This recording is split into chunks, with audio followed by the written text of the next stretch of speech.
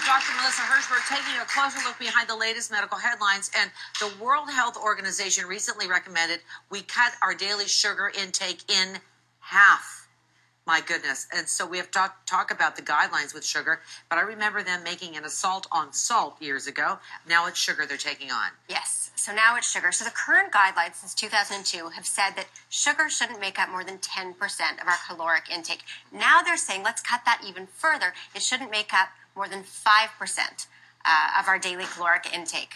Okay, so tell me, what's this all about here? What are you showing us here? So basically, 5%, how much is that? So if you look at the average male with a 2,000 calorie diet, so about 5% would be about 6 teaspoons. So this is the amount we should be consuming per day. This is the amount that the average person is consuming, 22 teaspoons. This is the average? Yeah. Oh! And average, meaning that about half of people consume more than this, More so this is 22 teaspoons. And this is what they want us to And this take. is what they want us for additional health benefits. Okay, now we're going to talk about this, but do you think that's still too much right there? No, I think it would be very hard to get less than 6 teaspoons of sugar. Right.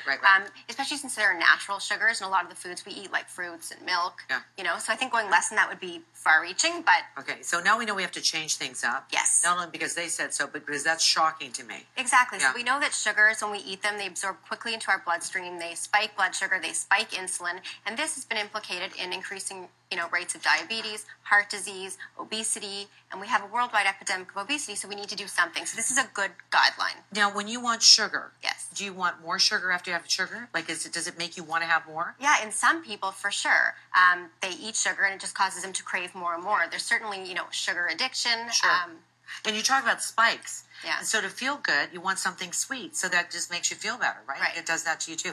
What about sugar substitutes?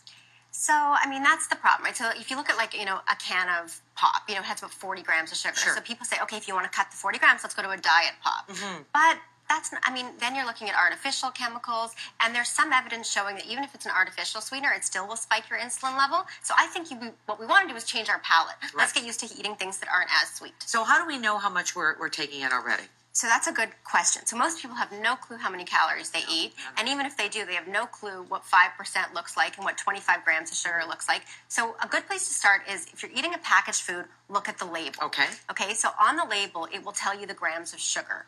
Okay, so yes, that includes some natural sugar, but it also includes added sugars. So you want to try to cut that down. Look at the ingredient list. So whenever you look at your products, it will list the ingredients in descending order by weight. Mm-hmm. So you want to look for the word sugar. Even if it says cane sugar, beet sugar, confectioner sugar, those all mean sugar. But other things mean sugar too. Anything ending in ose, so glucose, sucrose, fructose, those all mean sugar. Anytime you see the word syrup, high fructose corn syrup. Anytime you see the word juice, cane juice, beet juice, those are all just fancy ways of saying sugar. Sugar. And trust your palate. If it tastes sweet, it probably has a lot of sugar. And I know just from experience, when you remove a lot of sugar and you bring it back, it's too sweet. Yeah, too sweet. You do get used to it, but we get so used to it being so... Like, think about what we fed our kids.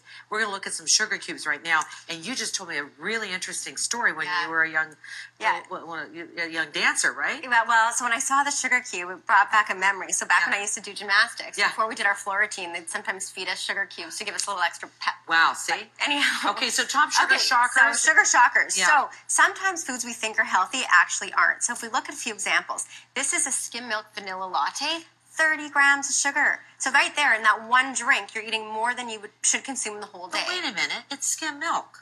Skim milk has a lot of sugar. Right. It has, granted that is a natural sugar, but still it's a lot of sugar that we don't realize. Lactose ends in ose, right? So what's the swap? So the swap is, you might want to try to have, just the black coffee with maybe a couple teaspoons of cream. That would have 2 grams of sugar. Is cream better than skim milk? So yes and no. If you're just having a little bit, then sure, it takes away that sugar. But obviously, you don't want to have a huge amount of cream because that's got lots of fat and calories, and that could lead to weight gain as well. So but when you take stuff out of milk, they have to add the sugar in to make it taste good. Am I right? They sometimes, so that's the problem with fat-free products. Mm-hmm. Sometimes when you see fat-free, you think, oh, that means healthy, it must be good for me. But often when they take the fat out, they replace it with sugar. Mm-hmm. So it's, You have to be very careful. What we have to do. What's this next one? This is another example. So this is a maple walnut oatmeal. And I was recently at a coffee house in the morning, and I was going to get the oatmeal, and I looked, it had 16 grams of sugar. Like, that's too much. Better off to go with a hard-boiled egg or two that has 0 grams of sugar. Yeah. Do you, even if, let's say, you go to a restaurant, are they more likely to give you the information on what's got sugar in it? So, not if they've prepared the food themselves, Right. but if it's a packaged food or a prepared food, then you can see it right on the food label. What won't you go higher then on your grams of fat? Oh, my grams of sugar. In fact, Sugar, I don't really have a hard and fast rule. Yeah, you know, if I really want it. Yeah. No, but sometimes if I really want, like we talked about the dark chocolate or any chocolate, if I really want it, I'll have it. Yeah. But just watch portion size. Right. Okay. And exercise. Because if you exercise, you burn up that sugar, and so it gives you a little wiggle room. Okay, wiggle room. We like that. I want less wiggle room. Okay. All right. Next this is a crazy example. So this is a Raisin Bran muffin that a lot of people think is so healthy, right? It's bran, it's fiber. That has 37 grams of sugar. That's not worth it. To me, if I'm going to do 37 grams of sugar, I want it to be like a dessert that's delicious, not a Raisin Bran muffin. Right. So instead, go with a breakfast like a Greek yogurt that has a little bit of a bran cereal on it. So that gives you about 5 grams of sugar. Okay, there's sugar right there. What's the last one you're going to show us? And the last example is canned tomato soup. And this is something we think is really healthy, but that has 16 grams of sugar. So you're probably better off to go with a chicken-based soup, maybe like a homemade chicken soup that has very little sugar. Let me tell you what was shocking to me. When I was looking at lunch meat, and there's now variations on lunch meat right now, but there's so much sugar in lunch meats. Yeah. It's amazing. So sugar, not only does sugar sweeten food, so if you get like the honey maple turkey, yes, that's going to have sugar in it. It says honey.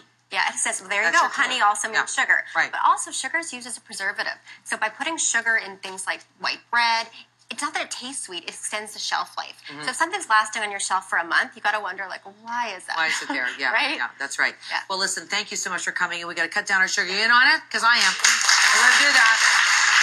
We got to take a break. We'll be right back. Stay with us.